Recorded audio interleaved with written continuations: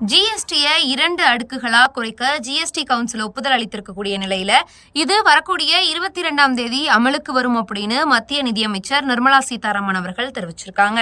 விற்பனை மற்றும் சேவை வரிகள் ஒருங்கிணைக்கப்பட்டு கடந்த 2017ஆம் ஆண்டில் ஜிஎஸ்டி வரி அமலுக்கு வந்தது. இந்நிலையில் ஜிஎஸ்டி வரியில் முக்கிய சீர்திருத்தங்கள் செய்யப்பட உள்ளதாகவும் இந்த ஆண்டு தீபாவளி பண்டிகையின் போது மக்களுக்கு பரிசு காத்திருப்பதாகவும் பிரதமர் நரேந்திர மோடி தனது சுதந்திர தின உரையில் அறிவித்திருந்தார். இந்நிலையில் மத்திய நிதியமைச்சர் நிர்மலா சீதாராமன் தலைமையில் 56வது ஜிஎஸ்டி கவுன்சில் கூட்டம் டெல்லியில் நடைபெற்றது. அதன் பின்னர் செய்தியாளர்களிடம் பேசிய நிதியமைச்சர் நிர்மலா சீதாராமன் அவர்கள் 5, 12, 18, 28 என 4 அடுக்காக இருந்த ஜிஎஸ்டியை இனி 2 அடுக்குகளாக குறைக்க ஜிஎஸ்டி கவுன்சில் கூட்டத்தில் ஒப்புதல் வழங்கப்பட்டிருப்பதாக தெரிவித்தார். இதன் மூலம் பல்வேறு பொருட்களின் விலை குறைய உள்ளதாகவும் ஜிஎஸ்டி வரி சீர்திருத்தம் வரும் 22ஆம் தேதி முதல் அமலுக்கு வர உள்ளதாகவும் கூறியிருக்கிறார்.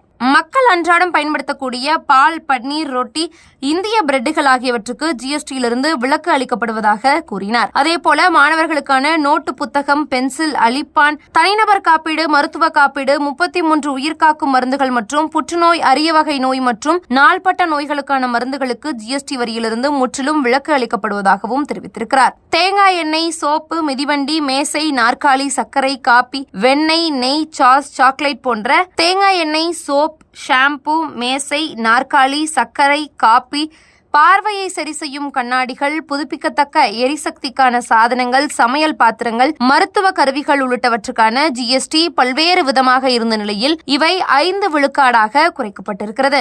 ஏசி, 32 அங்குல தொலைக்காட்சிகள், சிறிய வகை கார்கள், 350 சிசி குறைவான திறன் கொண்ட இருசக்கர வாகனங்கள், சிமெண்ட், பேருந்து, மோட்டார் வாகன உதிரி பாகங்கள், 3 சக்கர வாகனங்கள், சரக்கு வாகனங்கள் உள்ளிட்டவை 28 விழுக்காடு வரியிலிருந்து 18 விழுக்காடு வரிக்கு மாற்றப்பட்டுள்ளன. 5, 18 விழுக்காடு ஜிஎஸ்டி அடுக்குகளுடன் சிறப்பு வரி விதிப்பாக 40% வரி விதிப்பு அறிமுகம் செய்யப்பட்டிருப்பதாக நிதியமைச்சர் அவர்கள் தெரிவித்திருக்கிறார். கார்பன் ஏற்றப்பட்ட குளிர்பானங்கள், எஸ்யூவி ரக கார்கள், சொகுசு கார்கள், தனிநபர்களுக்கான விமானங்கள் உள்ளிட்டவற்றுக்கு 40% ஜிஎஸ்டி விதிக்கப்படும் என்றும், புகையிலை, பான் மசாலா, சிகரெட் ஆகியவற்றின் மீது 40 விழுக்காடு வரி விதிக்கப்படும் என்றும் அறிவித்திருக்கிறார். மறுசீரமைக்கப்பட்ட ஜிஎஸ்டி விதிக்கு ஜிஎஸ்டி கவுன்சில் ஒப்புதல் அளித்துள்ள நிலையில் 12% கீழ் வரி விதிக்கப்பட்டிருந்த 99% பொருட்கள் 5%க்குள் கொண்டுவரப்பட்டுள்ளன என்றும், இதன் மூலம் ஒட்டுமொத்தமாக 353 பொருட்களின் விலை குறைய உள்ளது என்றும், 38 பொருட்களின் விலை அதிகரித்து உள்ளது என்றும், ஜிஎஸ்டி வரி சீர்திருத்தத்தால்